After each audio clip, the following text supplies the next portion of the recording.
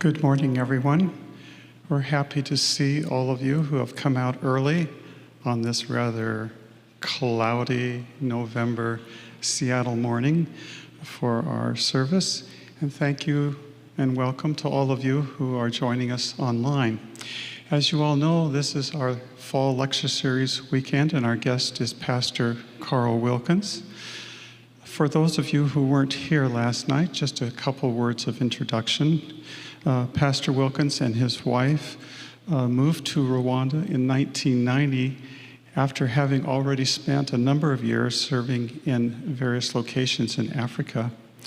They were there for about 4 years before the genocide began in 1991.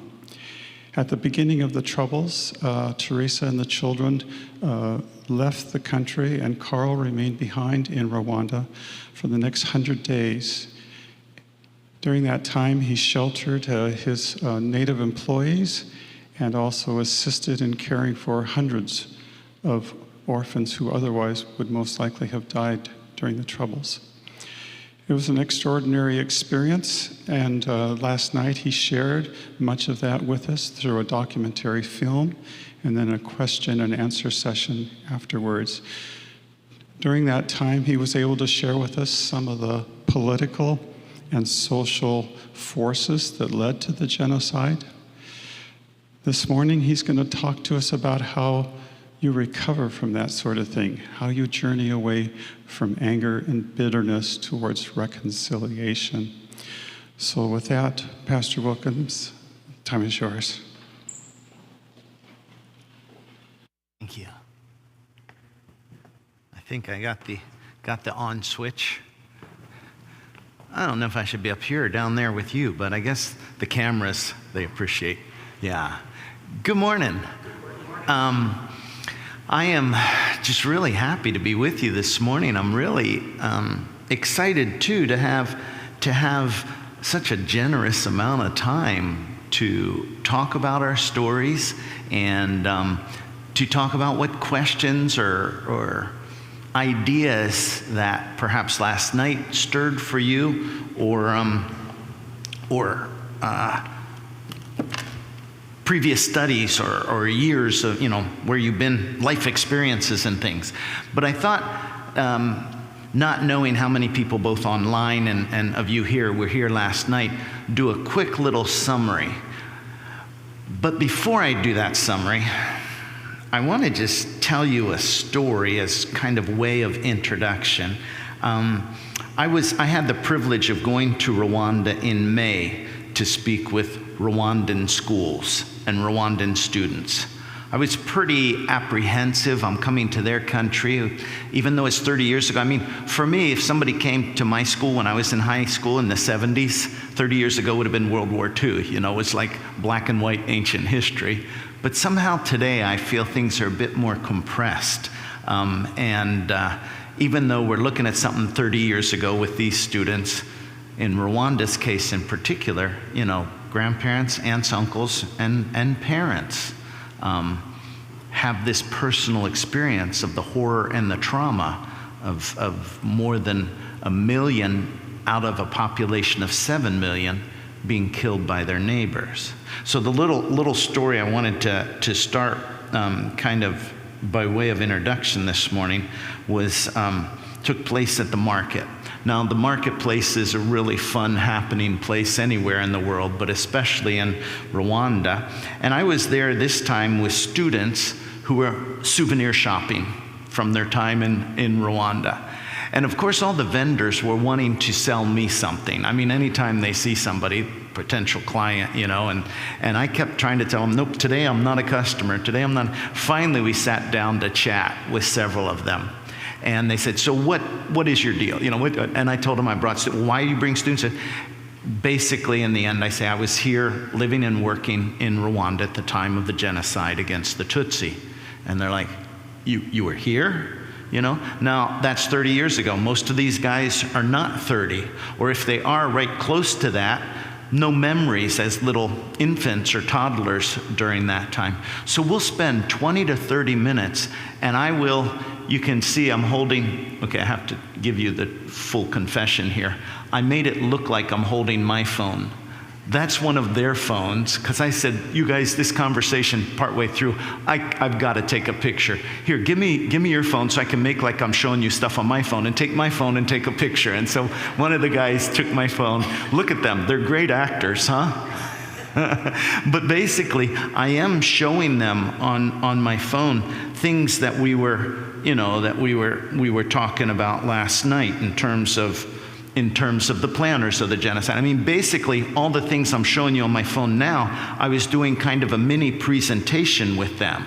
And we even got down to what I want to dig in with you today, this morning, about how to get free from anger and bitterness, and about neuroplasticity. I mean, like, these guys were just so with me as we're talking, and they were eager. I'm like, okay, we're going all in, full speed ahead.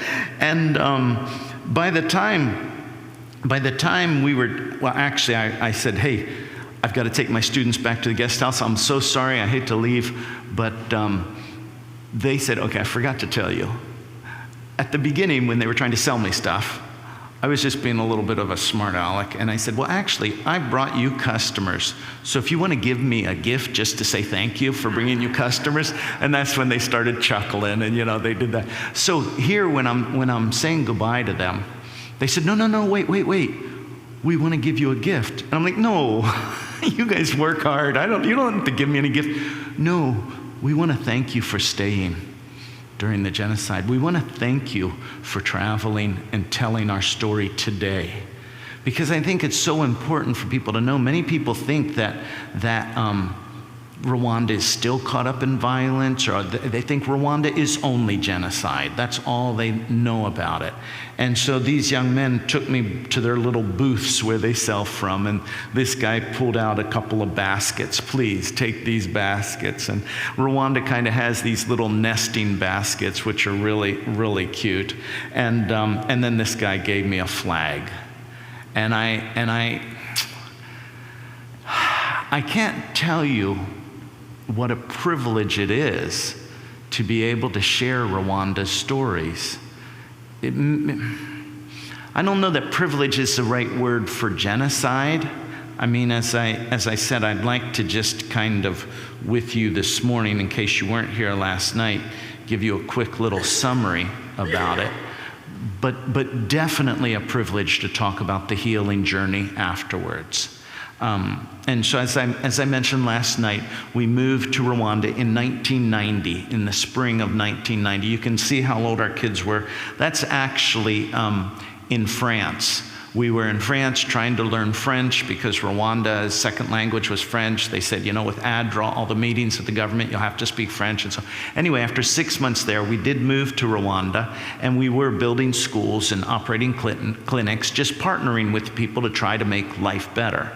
And we were doing that for 4 years before the actual genocide started. We won't go into the history like we did a bit last night, but basically, the president's plane is shot down Wednesday night. The extremists blame it on the minority, say the minority has killed our president. We got to get rid of them. There's a history of tension, but there's also a history of marriage together, playing soccer together, doing business together. So like anywhere in the world, we have these mixed histories. And when the American embassy decides that everybody has to evacuate, they tell us, get your families together, go. We had already pre-identified assembly points in case the evacuation was necessary. And so take your family there, but don't bring any Rwandans, was their message. And we had this young lady kind of illustrated in this family picture on the right, who lived and worked in our home, and she had the minority ID card. So we were like 99% certain that if we left, she would be tortured and killed. And then the young man on our left, on your left there, was the watchman in the evening. So these two people, and he had a Tutsi ID card. So these two people represented the core reason why my wife and I chose that I would stay and she would take the kids to safety. Now, we didn't know that more than 1 million people were going to be killed. We didn't know it would be more than 3 months. We just thought 2 weeks maximum. You can't have 10, 15,000 people killed every day without the rest of the world doing something we wrongly thought. And so during those 3 months, I will be working with my ADRA colleagues and new friends. The bottom right-hand picture, Damas, Gasimba, and his wife Beatrice, they were in charge of the largest of the orphanages that I was working together with my 2 ADRA colleagues on the left there, Dasan and Gasikwa, to bring food and water to 3 groups of orphans. And in the top right corner was the treasurer of the Rwanda Union Mission. Some of you may not be aware, maybe you are. The largest denomination in Rwanda by far is Catholic, but the second largest is Adventist. So you had, let's see, I know I'm on the other side of the state. Teresa and I live in Spokane, Washington, but if you went from Spokane to Canada over, west about 100 miles, dropped down to Grand Coulee and back to Spokane, that would be Rwanda in the tiny corner of Washington state. Now, I'm sorry, I'm out of date with Adventist membership in the North Pacific Union, Oregon, Washington, Idaho, Montana, Alaska. Anybody know that figure? Last I checked, it was around 90,000. They must be over 100,000 now. But you see, that's a big space I just outlined for you. Rwanda at the time of the genocide had 300,000. Can you imagine that little corner of Washington state that I just described to you having 300,000 inhabitants? Well, that might be the whole population of that corner of Washington state, but not really, not if you include Spokane. But and if you want to, in our Q&A time, I would like to talk with you about the challenge and the tragedy that the church faced and the failure of organized religion during this horrific time. But that's just a brief introduction that I wanted to give you for context for our story this morning. Our story this morning is going to start in the summer of 2019, okay? As I shared with you last night, I believe genocide stems from thinking that says my world would be better without you in it. When the genocide is, and this, for me, I was a shop teacher, so I'm looking at things in problem-solving ways, and this to me is exclusive problem solving. You're gonna solve a problem by getting rid of, as opposed to inclusive problem solving. We're gonna solve a problem really embracing everybody who's involved or who's part of the community, even outside the community. And so when the genocide is over, you have got a country that is just, the ground is soaked with the blood of this kind of thinking. My world would be better without you in it. And the government is going to take this enormous challenge and they are going to, I would say, flip it on its head. The way we're going to rebuild trust in this country is we are going to include everybody. My world would be better with you in it. And the extreme version in Rwanda is even if you committed genocide. Now, my world's not better because you committed genocide, but if you are more than the worst thing you've done, you are not genocide. You are more than the worst thing. I love one writer. She says, what you do matters, but you matter more. I can hear the voice of Jesus in that. So clear. And so this idea of rebuilding trust, this mindset of including everybody, we're going to look at just 2 families, and then this afternoon after the little potluck time, we're going to look at the whole country. So this morning we're going to look at 2 families, and then during church time we're going to look at a personal experience that I had with the leader of one of the killing squads. Those of you who saw the film, when the largest orphanage was surrounded by guys who were going to massacre everybody, the leader of that gang, I'll stumble on him 21 years later in a Rwandan prison. And so we'll talk about him during our worship time, but then our last visit today, we'll look at the whole country, kind of trying to pull those pieces together. So 2019, it's the summer of 2019. I've got a group of students from Chicago. Typically when I go to Rwanda, it's teachers. I'm taking teachers to Rwanda who are teaching about this. They're mostly public schools, some private schools. Trying to remember if I've taken an Adventist teacher yet to Rwanda. But anyway, I have the privilege of speaking in somewhere, I don't know, between 70 and 100 different schools and universities every school year. And so from those schools, there's always teachers say, we want to go to Rwanda. And so this summer, though, was a unique visit. Actually, I had two groups. And the first one was these kids from Chicago. These were kids from the more challenging neighborhoods of Chicago, the more violent neighborhoods of Chicago. One of the Catholic dioceses there had developed a peace-building program and recruited from different schools in that diocese kids to come and learn about peace building. Man, they did like 90 hours of peace training before they had this opportunity to go to Rwanda. I cannot believe I did not put their picture here, real convenient for you this morning. But no, wait. I think I do have it. I think I do have it. I think I threw a bunch of these down towards the bottom of this. It's a four-way picture. Don't feel nervous for me when I stumble around. I'm okay. I'm used to doing that. Shoot, I wanted you to look into their faces. And I was pretty sure I had them. There they are. Cool. No, cancel. There we go. So here they are in the bottom right-hand corner.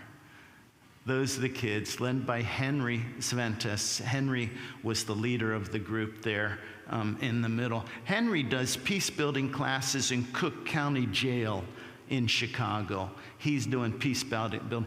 Jail, short time holding up people, before they're sentenced or just after they're sentenced and stuff. Anyway, an amazing group of students.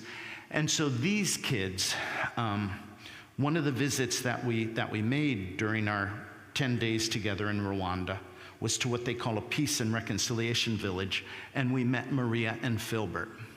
Now, I always I've told this story many times, but I'm never comfortable feeling like, okay, this is how. I'm always like, wait, how do you begin? I mean, yes, you begin at the beginning, but so usually I just end up saying, okay, I'm just going to put it out there. I am not trying to be sensational. Rwanda is sensational. Sensational in the horrific, sensational in the unbelievable, loving beauty. I mean, it's the all extremes. With that kind of twisted pretext. Maria and I are about the same age. She was born in 58. I was born in 57. Whenever we meet people, we kind of connect the dots about our family and our family stories and stuff. She had 3 children. My wife and I had 3 children. By the way, Teresa just has joined us there, and she brought me a little more water too. Thank you, darling. Teresa and I made the decision to separate. She would leave, taking our kids to safety, and I would stay. Maria and Filbert didn't have that option to leave the country, but they did decide to split up. Excuse me. He would take their 2 boys. She would take their baby girl. Their logic was maybe neighbors will be more willing to hide 2 of us or 3 of us than 5 of us, or feed 2 of us or 3 than 5. A lot of families in Rwanda did this. I mean, obviously for anybody, we're thinking our children, our children, our children. She and her daughter will survive. Her husband and sons will not. She will introduce Filbert as an incredibly valued family friend. But we will pretty quickly learn that Filbert at 18, now this is 25 years later, okay? Filbert at 18 was in the gang who killed her husband and sons. Now, yeah, you'll begin to understand why I struggle with how to tell this story, because I'm trying to tell you a story of years in a few minutes. And it's not just a story of years, but it's a story of seemingly impossible chasm or gap or canyon that could ever be between somebody who killed your husband and sons and over here on the other side, a valued family friend. How in the world could that be even possible?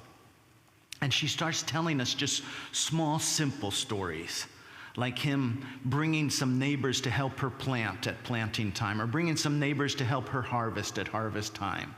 And I have to confess, as I was listening to this story, I was stuck in 1994. It didn't matter that it was 25 years later. When I saw that young man, all I saw was a killer, possible rapist, and all the horrors of the genocide.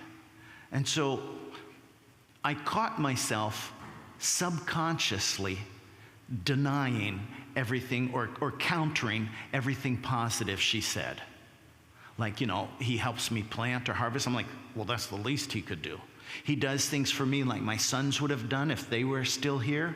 I'm like, yeah, well, if he wouldn't have killed them, they would be here. You see where I'm going? Everything that she says positive, I'm like, he comes to me and he has apologized again and again and again. I'm like, well, okay, I can't say something bad about that. Yes, I can.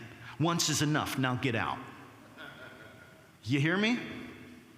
And so I am really wrestling. Her story goes on, and she talks about the turning point with this man. When he first got out of prison, she didn't want anything to do with him.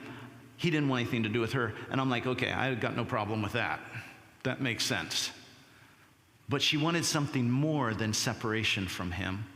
She wanted to know where her husband and sons were buried. She says, that's when he helped me start to heal. Boom, I clicked in again. No, he didn't help you. No assigning anything positive to this guy. Your healing is your strength. I mean, I'm not saying this out loud. You understand? This is the conversation I'm doing in my head. It's you are resilient. You are courageous. You are remarkable. Nothing positive about him. It's only later when I'm journaling, like a month or so later, and I'm like, what is the problem? Now, when I journal, I started journaling. Some of you will appreciate this. I don't have many people that I'm able to share this story, and you get it. But some of you got to remember Net 98 with Dwight Nelson and Andrews University, and they had this big satellite evangelistic series around the world. At least around America. Probably around the world. Anyway, one evening, Dwight Nelson, and I was working at Milo Adventist Academy at that time, and we were showing the series to our students. And one evening, Dwight came out on the stage with a stack like this of notebooks, and he said they were his prayer journals. And I'm like, that's interesting, because I hate writing. English and school and, what do you call those questions? Essay? Essay questions. I'm like, oh. Dwight pulls out and he starts showing us how he wrote, if I remember right, he wrote scripture in red and talked about that muscular kind of connection when you do something with your hand and your brain at the same time and the imprinting that's going on in your brain. Write that scripture in red, and then in blue he would write a letter to God about that scripture. Now, in 98, this is 4 years after the genocide, I have not started seeing any counselors. I don't know that at that point I had even identified, I went online one day and started looking at PTSD and all the trauma and everything I did. But something inside of me at that point said, you got to try this. And so I don't like my handwriting, so I started on my computer. And actually I did start the first one's handwriting, so I've been, what is that?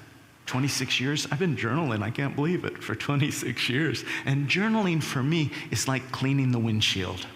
You get clarity, you can then focus on the things that are most important. I remember I was going to have a difficult conversation with a pastor friend who was accused of some very horrible things. I don't know where to start that conversation, God. And I started journaling. And it becomes clear. Journaling has just become one of the most valuable. I sometimes think, like you read about people who are taken prisoner or something like that. I'm like, oh my goodness, if I was ever taken prisoner and I didn't have a pen or paper, how would I? Well, of course, God would provide. So I'm journaling here. I'm like, God, what is my problem? Why is it every time she says something positive, I am countering with this negative in my mind? In fact, I didn't want him in the picture. At the end of our visit, I said, hey, Maria, can I get a picture with you? And we had to talk to a translator because she doesn't speak French, and sadly, I didn't learn much Kinyarwanda. And so, but got the idea. I handed my phone to somebody to take the picture. Somebody must have said, Filbert, go get in the picture. And I'll be honest, as I stood there next to her to get a picture together, and I looked at Filbert, I'm like, oh, shoot, I didn't want that guy in the picture. And so you know what I said? Oh, later, you can just crop him out. Oh, look, on that screen, it won't let me crop him out. And then you know what my next thought was? Are you kidding me? You're standing next to a giant of a human. My world would be better without you in it. How about it? My photograph would be better without you. And I'm like so angry with myself.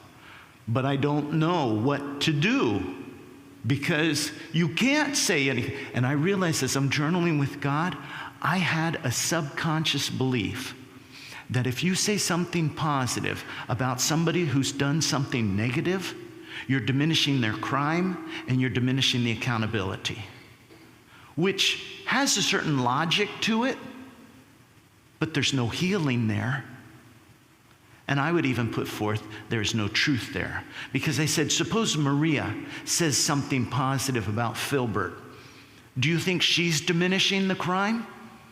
No way. Do you think she's diminishing his accountability? Absolutely not. So I'm beginning to uncover these subconscious beliefs, which are very powerful.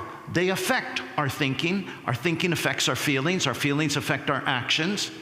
And so I started to identify these false subconscious beliefs, and that's a big one for me.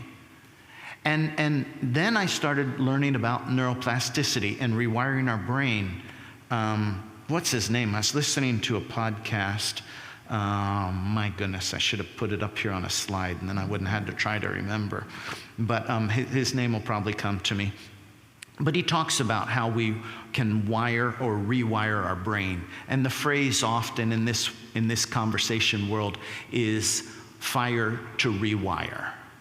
Every time you fire, like we're teaching our kids to say please and thank you. So every time they fire those neural pathways, please and thank you, they're rewiring their brain. We learn the times tables. We learn to speak a new language. All of these things, fire to rewire, fire to rewire. And so I started, this is my best version of telling the Maria and Filbert story from a lens of neuroplasticity. When Filbert gets out of prison, she probably sees him and thinks these things. Anger, bitterness, confusion. I didn't have the heart to write revenge. She's such a sweet lady. I'm like, she never thought, but probably. I mean, who knows? And revenge takes very many different forms. And so anyway, but then when he takes her, and I'm not actually sure if he took her or just how this day played out. I hope I'll learn one day. I met up with her in the summer of 2023. So 4 years later, I met up with her, and we'll show you some of that later too. But she says, when he helped me find where my husband and sons were buried was this turning point. So here's how I'm illustrating it. She begins to slowly, over the period of years, build new pathways in her brain. She builds pathways of gratitude as she finds where her husband and sons are buried. She learns that when he was in prison considering confession, other prisoners were threatening to kill him. And he went ahead and confessed anyway. There's some respect that could be building in her brain.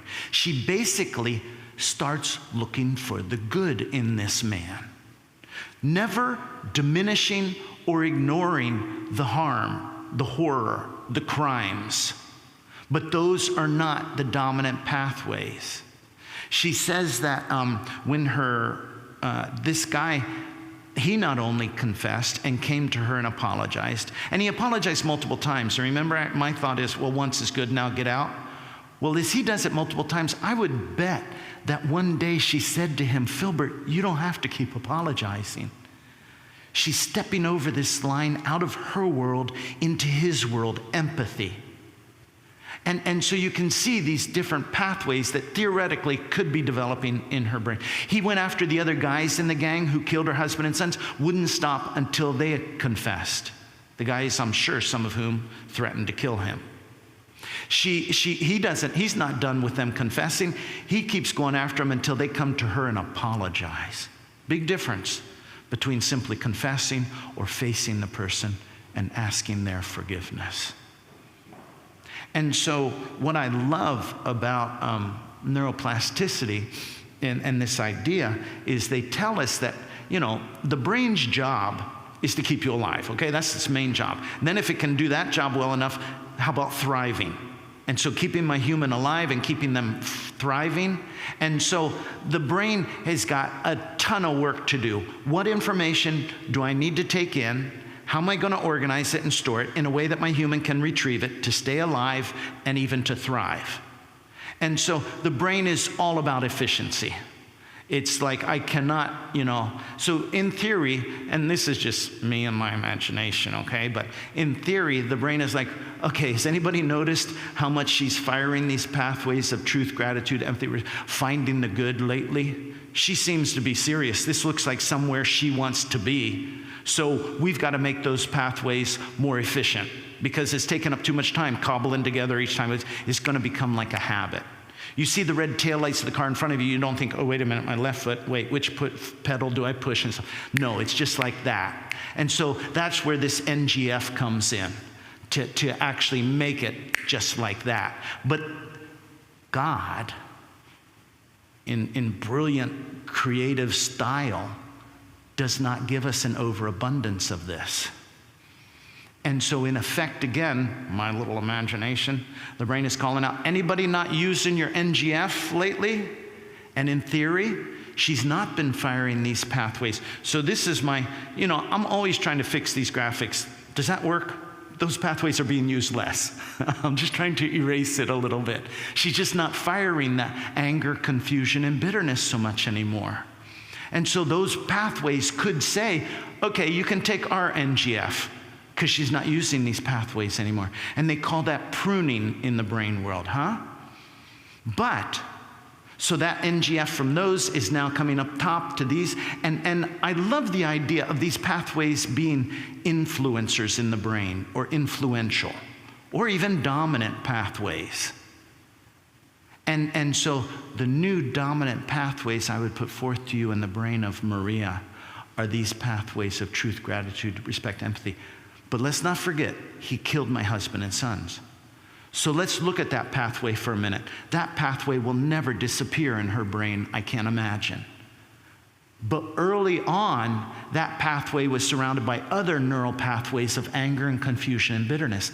Now that pathway is surrounded by pathways of truth and gratitude and empathy. And so instead of like, yeah, he killed my husband and sons, and you can hear the anger and the bitterness, it's like he's not the same person. Yeah, he killed my husband, but when my daughter got old enough to get married, we invited him to the wedding. Now that year, I know, and it's going to get worse, but better. That year, our daughter had gotten married in 2019. So a wedding was just fresh on my mind, and beauty and joy and celebration. And when she told us in this room, remember I'm here with these kids from Chicago. I should have brought up, I didn't realize we'd have such a good window of time this morning. Those kids from Chicago, man, they were hugging Maria. Hugs they will never forget. Hugs Maria, I'm sure, will never forget. But she says, so when she says we invited him to the wedding, I'm thinking, oh no, way to ruin a wedding. They didn't just invite him to the wedding. They gave him the honor that you would give an uncle of being the MC at the wedding. So he's not just tucked away in a little corner. The guy's front and center. And I afterwards, after the group was done and we were talking a little bit here and there, and I had a person to help me translate, I said, Maria, I'm sorry, I just got to ask you a little more. Did you have some family who survived the genocide and attended the wedding? And she said, yeah. Weren't some of them angry? And she goes, yeah, some of them were. So I'm like, why'd you do it? She looks at me so patiently and lovingly, and she says, it was our wedding. It was our home. He's our friend. It's our choice. And then in an effort to maybe try to really, really help me, she says, well, when my daughter had kids and asked him to be the godfather, I'm like, does this ever end? Thank God, no. My world would be better without you in it takes us to places we never would have imagined we were capable of going, that kind of thinking. But my world would be better with you in it can take us to other places we never would have imagined possible. And she says, when my daughter asked him to be the godfather, this is the part I think she thought was going to help me, his family got angry at him. And I'm sorry, but I hadn't journaled yet.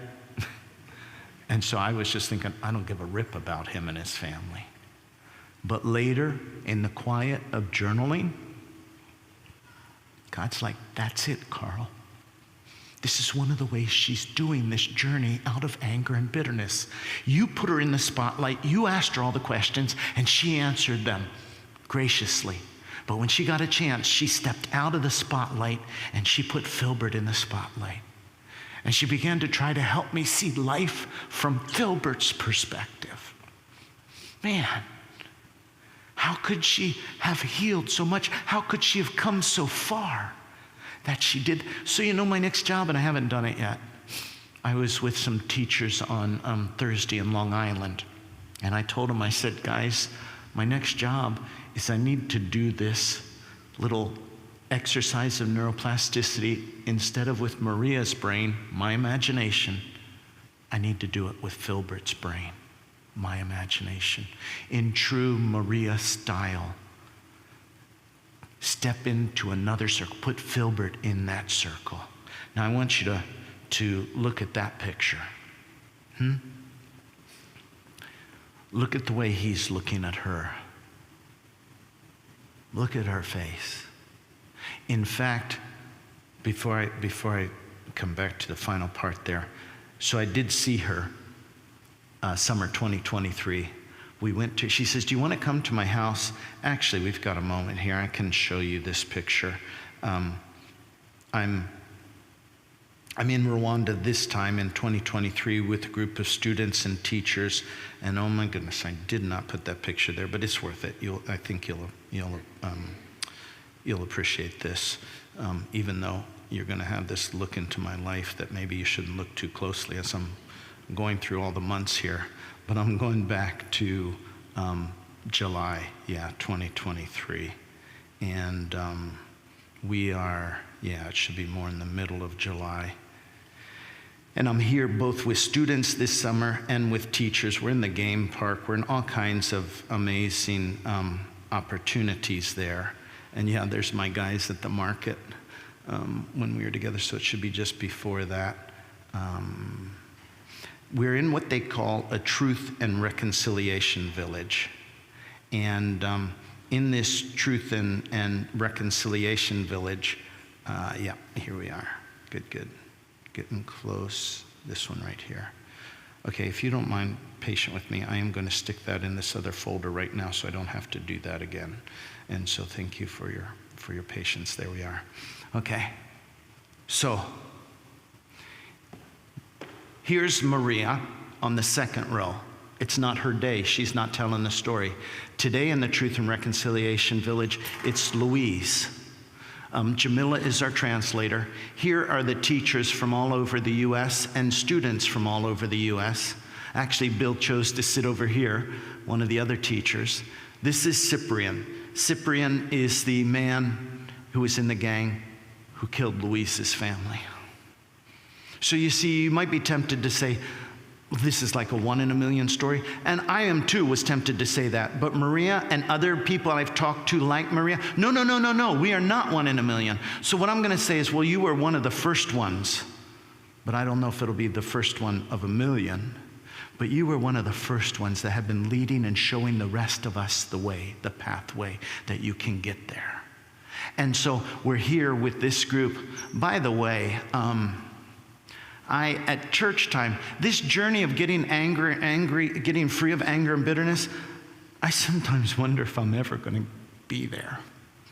Because you think you've let go of anger and bitterness, and then you come across another situation and something is triggered inside of you, and you're like, whoa, wait a minute. In 2015, when I met the leader of the killing squad, that we'll talk about a little later this morning, man, I had no idea how much anger I had inside of me. And I was praying consistently after that, God, point out the anger in my life. I had no idea. And then 4 years later, I meet Filbert. And I'm angry again. Now, I'm not as angry as I was when I met Gregoire. When I met Gregoire, I wanted to vomit. When I met Filbert, I'm just doing this sick little mind game. No, he's not, nothing positive about something like that and stuff. 2 years, 1923. 4 years later, I meet Cyprian, another man who is, puts a face on the hundreds of thousands of people who committed genocide. And I'm not nearly as triggered as I was 4 years earlier when I met Filbert, but I'm still sort of triggered. And I say to this man who described why he killed people in very basic terms. My parents taught me poorly, we had a bad government, and I committed these crimes. Now, for me, I'm like, really? That's how you're describing it? You hear the judgment in my thinking? You're not hearing curiosity. You're hearing judgment. You're hearing the edges of anger, the edges of bitterness. And so I said to him through a translator, I said, Cyprian, thank you for sharing your story with us. I'm trying to be polite and everything, And I said, I'm thinking that there were other people here in Rwanda who parents taught them bad about the other, and they were part of, they were under the influence of a bad government, but they didn't kill. Can you help me understand that? Took a while to get that translation through, and finally it was like, no. But you know who came to his aid? Louise. I look at some of these people, and I'm like, you want to talk about the image of God? The hell they have been through? And how Louise steps up when I'm sort of not minding that this guy is squirming, which I'm not proud of. But Louise steps up and she says, well, during this time, people were terrified for the safety of their family. And she starts speaking up on behalf of Cyprian. She starts advocating for Cyprian.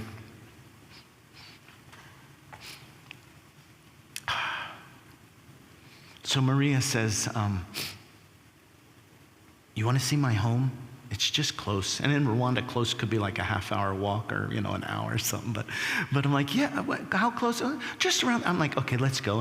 And with Jamila, the translator, the three of us, me and Jamila and Maria, go off back in this direction. And that's where I was showing you Maria showing me her home. Let me get back to my albums here. So as we go into Maria's home, I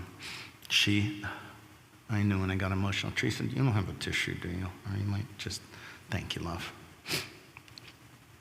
It was so funny. In August, I was at a church, an Afrikaans church in South Africa, and I was sharing stories with them. And then I got emotional. And some young lady comes up with a tissue, which was so kind. And as I'm kind of wiping and blowing my nose, I'm like, thank you so much.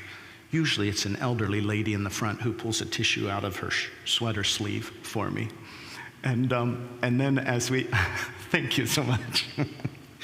And then as I was in the back of the church, thank you, at the end of the service, and the young lady came back there, and there was an older lady with her. She says, oh, by the way, I got the tissue from her. Excuse me. Boy, I've been so relaxed about our time, and look at it, Kevin. We've got 14 minutes. Thank you. Let me play that. Did I finish playing that little clip for you? She's like, here's my avocado tree over here. Avocados in Rwanda are just amazing. Here's my calf that's here. And then she's a little self-conscious being filmed, but she comes over. And I always joke with students, this is a cat, not a cow. You know how the cat's like, really, you want to scratch my neck? Well, okay, if you're going to scratch my neck, you need to. Oh, yeah, I think you found the spot. As we're walking back to the rest of the group, I said to Jamila, I showed Jamila this picture, and I confessed to Jamila that when we took the picture, I wanted to cut Filbert out of the picture. And Jamila kind of chuckles when I said that. And then Jamila says, can I tell Maria? And I'm like, oh, okay. I believe in, Brené Brown, the power of vulnerability. And so she's telling her in Kinyarwanda, and she didn't have to translate she did have to translate, because the first thing Maria said was, oh, that's an old picture. Like anybody would, That was 4 years old. And then all of a sudden Maria goes like this, no, no, no. And I'm like, what'd she say? What'd she say? She just said, no, why would you cut him out of the picture? He's my friend. This one right here, I put this picture up a bunch lately, and I'm always in kind of a hurry with stuff and things that I never spend time on this last little phrase down here. But that, to me, is the heart of the gospel. Our brokenness does not drive us away from our Maker. Our brokenness can more deeply connect us with our Maker. And our brokenness does not have to drive us apart from one another. But our brokenness can more strongly connect us to one another. And so here's Maria's parting shot at trying to help this foreigner with his anger. She says, it's wonderful to be part of making somebody beautiful again. And Filbert's beautiful. And you know what? I believe her. I not only believe that it's wonderful to help uncover the image of God in every person that's there. And then that is beauty like we've never known before. Now I feel like we're in church and let's pray and we're done. But I did say I wanted to have a conversation, so we've got 11 minutes. So here's what I'm going to do. I'm going to take a minute to take a drink. I'm going to ask you to take a minute to talk to the person next to you. And maybe just a couple of your thoughts right then. And then after we've had that little 1-2 minute break here, I'd love to hear some of your thoughts and like to try to maybe respond to any questions. Okay?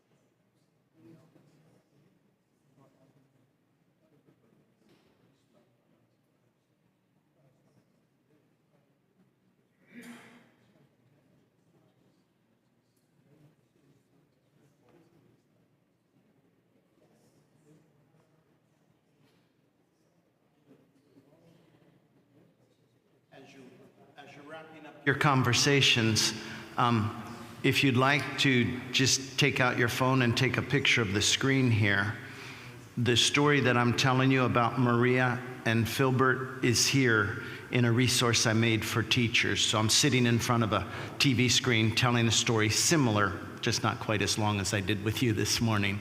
But that's that story. Last night's film is over in that corner. In the top corner is a summary of what we'll talk about this afternoon after the potluck. This is just an introduction to Rwanda, our website, and my email. So if there's some questions or comments, suggestions for me, because I don't know how all of these things land on the people I'm telling them to.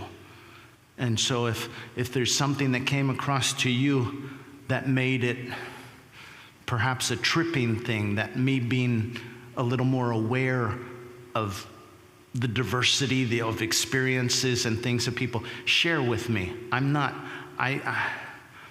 I really want to push deeper and understand these stories. So any of you that you may not feel comfortable sharing here, please feel free to shoot me an email about that. Maria and Filbert, by the way, I'll come back, but I see some of you still, I'll let you finish the picture. Maria, I was with a group of teachers in Vancouver, BC, a couple weeks ago, and we were just sitting around a table talking about Maria and Filbert. These are teachers who teach about Holocaust and genocide all the time, some of them for 30 years. And they are all very familiar with the term, and most of us are familiar with the term rescuer, perpetrator, bystander. Well, we came to the conclusion a couple weeks ago that Maria is a post-genocide rescuer, because she really did rescue this man from I don't know what kind of life it would have been for him.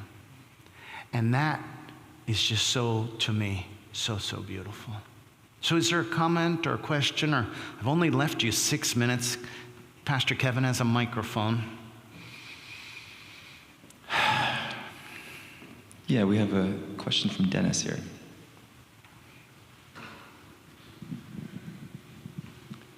Your answer probably doesn't have time enough in 6 minutes. I want to ask you about how to move a nation. We see here individual stories of reconciliation and, as you call it, truth. I was in Burundi for 2 years. We had the same, this is the sister country to Rwanda. We had the same genocide activities there. It wasn't quite as bad. When I got there in 1973, I was at the very tail end of the genocide there, and in that case, it was the Tutsis who were killing the short ones. And it was just horrific. I mean, you've described it, and I guess I'm expelling some stuff that's inside. I went away from Burundi thinking, how can we ever solve this? And I went back in 1995, and they were still killing each other. And even in the church, I mean, you think, okay, if we can just baptize these folks, if we could just get them on board with the love of Jesus, then they won't do this kind of stuff anymore. And yet, after I left the church that I started, there was a commotion, and the two tribes separated immediately. Even the church members, they separated into different groups, and then the killing started all over again. No one was willing to stand up for somebody else if they were not of the same tribe. And I guess in the context of this, I went away from Burundi thinking, is there a solution for and I don't mean to sound, I don't know what the word is, condescending or something, like I'm some kind of